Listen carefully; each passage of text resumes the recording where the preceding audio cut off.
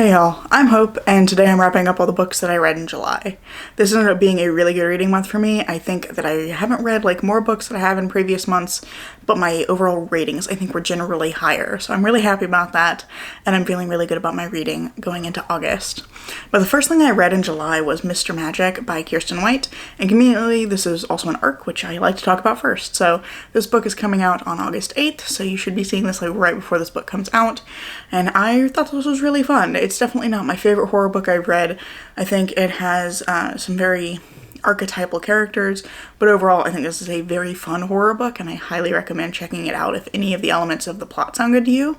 So this book is about a cult classic children's TV show that was on many years ago, about 30 years ago, and then it suddenly ended for reasons unknown that people have not been able to figure out, because all the information about the TV show has disappeared. You can't find anything about Mr. Magic online anywhere. So 30 years ago the show ended dramatically and suddenly, and now nobody can find out anything about it anywhere. There's no clips of the episodes, there's no Wikipedia page or any information, everything gets taken down. However, there are several people who do know what happened, because the original cast, or not the original cast, but the last cast of the show is one of those, like Barney, where the cast kind of trades out, and there's new kids on the show periodically. The last cast of the show are still around, and someone is now bringing them back together for a reunion to talk about the show. And so enter Val, the main character, who was one of that final cast.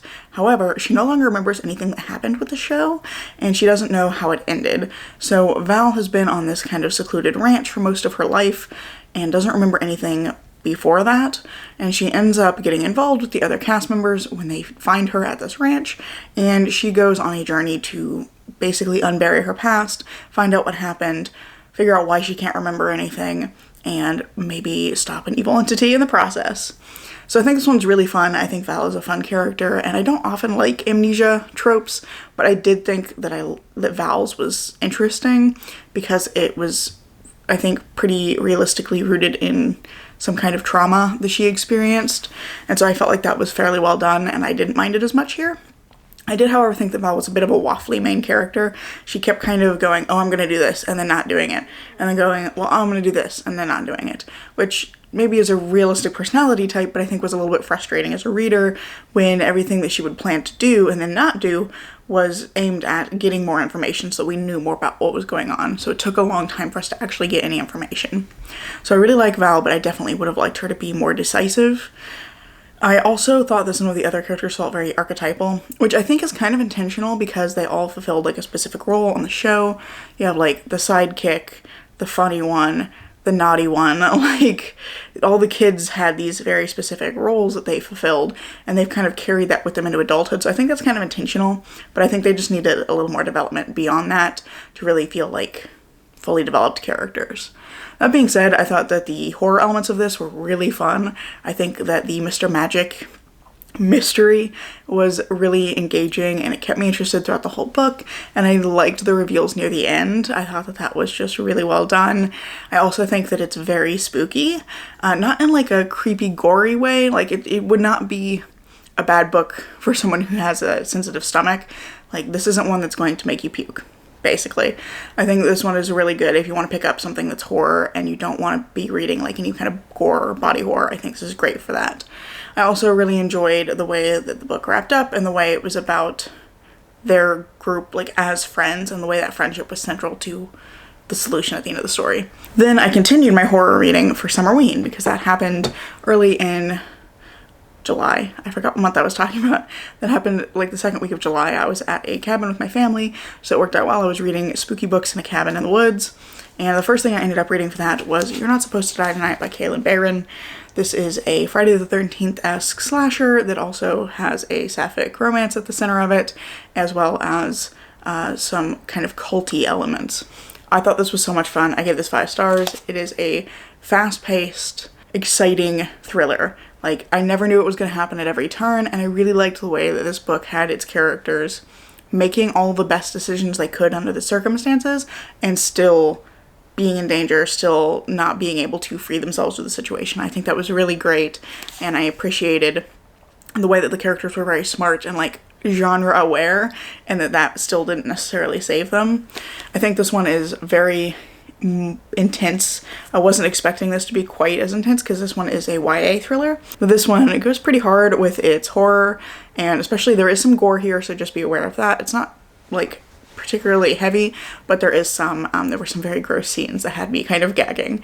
I think this one's very scary. I think the villain is really scary. The cult elements were really fun. I wasn't expecting there to be so much of that. I thought it was going to just kind of be mentioned, but that was very central and I really enjoyed that. And then the ending of this absolutely blew me away. There were a few of the twists that I'd kind of guessed, and then some of them I hadn't. And the final twist at the end of this book had my like jaw on the floor. I was so shocked, and I just enjoyed this so much. I think it's fantastic, and I really hope that everyone will pick this one up because I want more people to read it and talk about it because it's just a really, really fun thriller. Then also for Summerween, I picked up The Salt Grows Heavy by Cassandra Khaw, which is a very short little book about a mermaid and a plague doctor who go on a little adventure together after the mermaid's children destroy the kingdom that she's living in, and they end up in a spooky village full of creepy children. I don't want to say too much about the actual plot of this because I think it's better to go in blind. I didn't know much about it before I went in, and I think that that helped with my kind of suspension of disbelief for a lot of what was happening here. And I think this was a really interesting one. I think there were a few points in here where form kind of overtook function, so there were really flowery, beautiful bits of writing, but then I would have to reread them several times to understand what was going on. That was worse, I think, in the first part of the book. Once I kind of got to grips with the story, it was okay. But I think this was a really interesting one, and I think this is going to appeal to you the most if you like character-driven stuff. This is very much about the mermaid and the plague doctor. And it's about what's happening with the creepy children, but it's more about their reactions and how they respond to what's happening with the creepy children. So I think if you're a character-driven reader and you want something kind of slow and quiet, this also has some pretty significant gore in it, so just be aware of that. There's a lot of medical stuff in here. There is a plague doctor, so I guess that would maybe be obvious, but just want to give you a heads up, there is quite a bit of medical stuff in here, so if you're uncomfortable with that, just be careful going in. Overall, I thought this was really fun, and I think I gave it 3.5 to 4 stars. I can't remember exactly what my rating was, but I enjoyed it, and I think it's a really interesting book. The last book I ended up reading for Summerween was The Scourge of Teen Stars by Ness Brown. This is another novella, and it is about Jacqueline, who is the acting captain of a colony ship that is trying to return to Earth after the colony has failed. However, the ship has very limited resources, and they're also dealing with what they call engagements from some kind of force out in the universe that is buffeting their ship and causing damage. So in the midst of all of this, Jacqueline is having to juggle resources and deal with politics on the ship, and then things get worse when it turns out that there is an intruder on board and it's killing off the crew. So I thought this was really fun. It definitely has a little bit of Alien vibes, but a lot more politics in it than Alien has. There's a lot more going on in the background in addition to the alien intruder, and so I really enjoyed all those kind of interwoven elements. This was really fast-paced, really engaging. I was having a great time following Jacqueline. I think she's a really fun protagonist, and she has to deal with some really difficult things.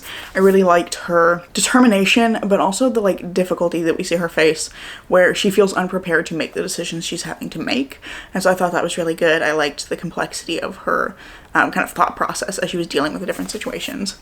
This one also has a very cute sapphic relationship in it. It's not a central part of it, but I did really enjoy that element. I really liked both of those characters and the way that their relationship goes across this book. There was another relationship that also really struck me, which is there's a droid in this named Watson, who Jacqueline spends a lot of time with in the book, and the way that that relationship developed was really interesting to me because it very much starts out at an antagonistic point, but I'm not sure I would say they're friends by the end, but it's gone on quite the journey across the story, and I really liked Watson as a character and the way that Watson kind of evened out Jacqueline in these kind of moments of real horror and terror for her. I thought that was really interesting. Also, the ending of this made me tear up a little bit. It was a sad bit at the end that had me like tearing up quite a bit. My main complaints for this book, and these were all like fairly small. I think this is a really solid, I think it's a debut novella, and I think it's really solid. I think it's really fun and enjoyable, but the main issues I had with it, the politics kind of get dropped all of a sudden in the middle of the book, so we get a lot of the politics of the ship at the very beginning, and then the alien intruder kind of happens, and then the politics just kind of disappear and get wrapped up off in the background. And so I really would have liked to have seen more of that and seen that like actually affect the efforts to deal with the alien more. I think that that would have been really interesting, but that being said, I thought that the alien bits where they were dealing with that threat were also really tense and exciting anyway. There were also a couple of relationships that I wanted to be developed a little bit more between Jacqueline and some of the other people on the ship. This was just a very minor thing. There were a couple of people I would have liked to know more about, because I think then some of the other horror bits near the end, as you know, people are being impacted by the alien intruder, would have been more intense and more impactful had there been a little bit more development on those relationships. There was also a thing with a side character who's really creepy, and he's very obviously creepy, and that's intentional, but the things that he does and the implications of the things that he does are just kind of mentioned, and I would have liked that to be dug into a little bit more. I will say, for this, trigger warning for like implied sexual assault, that was really disturbing and a really interesting part of this one character's kind of story and their motivations, but I really would have liked to see that dug into a little bit more and maybe treated more carefully. I don't know, it just felt like it gets mentioned and then dropped, and it doesn't seem to have any impact on the rest of the story. So if it was not going to be important, I would have liked to have either not seen it at all or seen it get more development. And then my very last complaint, which again, a small thing, I think things wrap up a little too neatly here. Things work out maybe just a little too well for them at the end of the book, but I really enjoyed the story overall. So there was also the element of like, I'm glad to see them get this kind of happy ending here. This one does have a fairly happy ending. There are some very sad moments, but I think this one wraps up pretty neatly. So if you're looking for a horror that isn't too much of a downer at the end, this one's pretty good for that.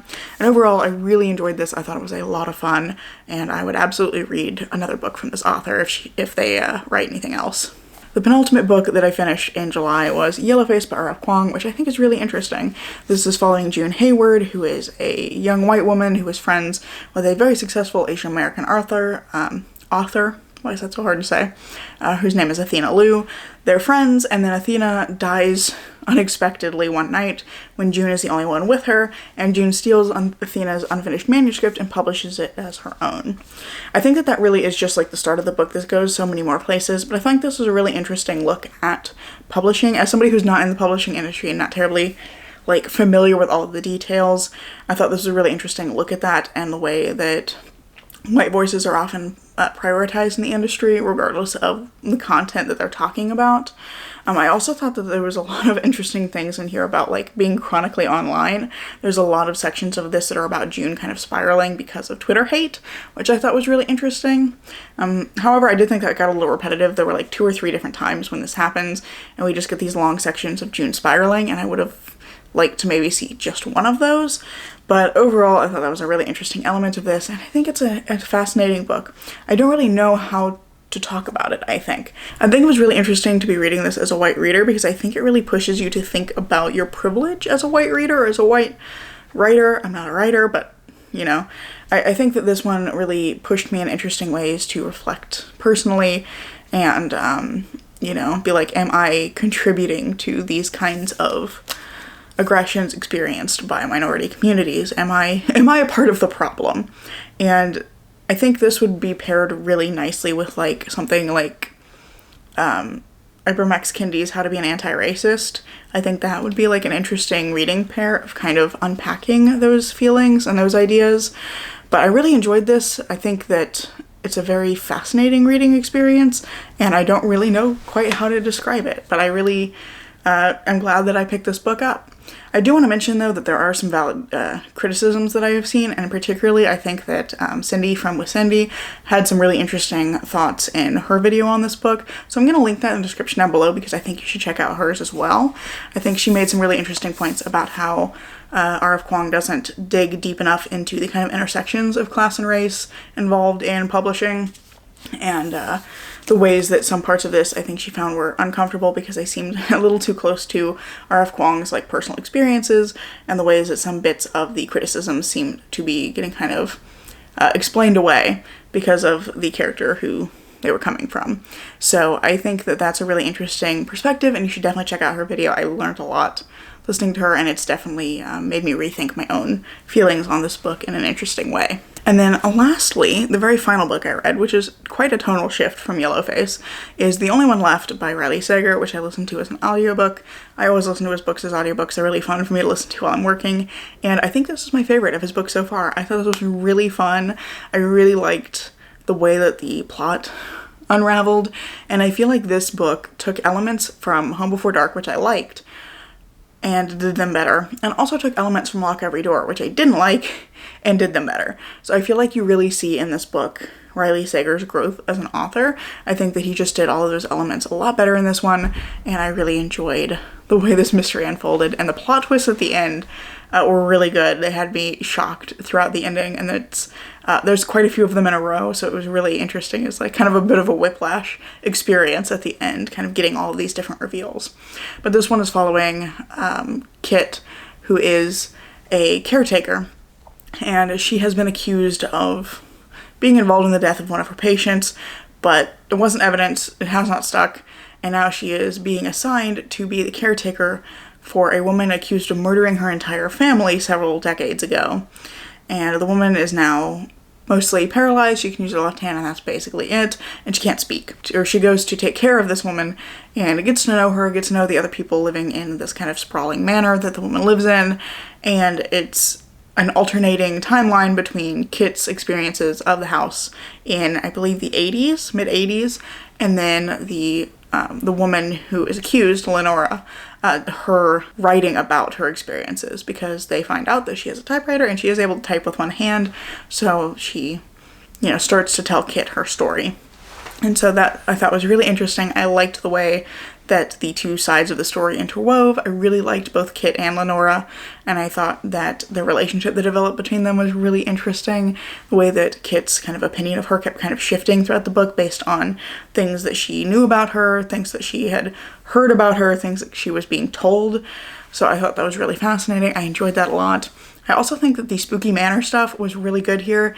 I think it took some of the spookiness I liked in Home Before Dark and made it even better. I think this house was incredibly creepy, and some of these spooky elements that start up early are really satisfying in the way that they pay off near the end. So I really enjoyed this one. I think it has a few too many twists at the end, so I only gave it 4.5 stars, because there were some things at the end that was is it really necessary to have that one more twist at the end, and it also wrapped up just a little bit too neatly for me. But I really enjoyed this, and I am definitely looking forward to seeing what Riley Sager writes next. So those are all of the books that I read in July, and let me know down in the comments if you've read any of these, if you have any thoughts on any of these books. I'd love to hear from you in the comments down below. I really hope you've enjoyed this video, and if you have, I hope you'll consider giving it a like, maybe even subscribing to see what comes next. I'm currently posting every Tuesday and Saturday, so there's more content coming soon, and I hope to see you in the next video. Bye.